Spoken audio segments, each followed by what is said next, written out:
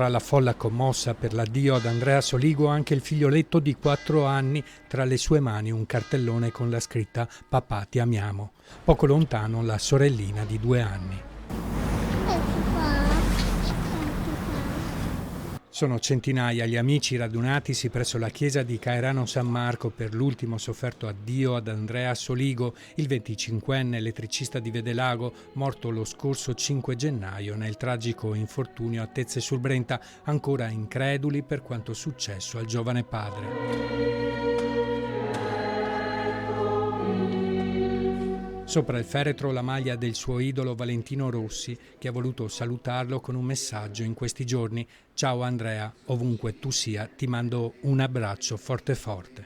Presenti in chiesa anche il sindaco di Caerano ed il sindaco di Vedelago.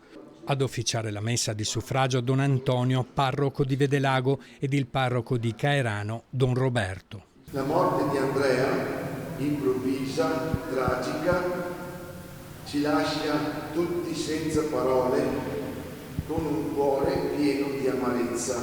Dopo l'omelia, la moglie Giorgia Nicola ha voluto esprimere l'amore e l'immenso dolore che prova per la perdita del suo Andrea, con il supporto della voce di un'amica. Anche se non sei più qui con noi, ci insegnerai ad amarti in modi diversi.